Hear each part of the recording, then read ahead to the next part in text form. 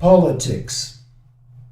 At a distance, see them, glossy, downy, easy. A feather falls, slow, slow as a memory, see?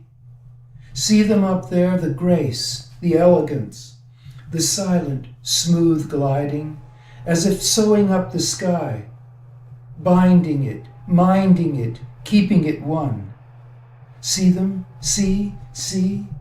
They swoop and soar, a ballet, one without floors. See them? Folding and unfolding, but never breaking, unlike books or manufactured things, things made of plastics or of paper. On and on. They go on, more and more. See?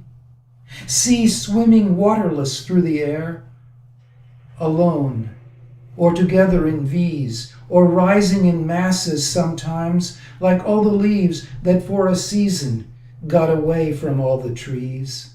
Up, up, way up there, see them, colored like a sunset, an ink spot, a gathering cumulus cloud, see them, pointed and compact as an arrow, or long-necked, a lifted question up there. See them pass. Hear them calling. See them double back. See them falling. See them landing.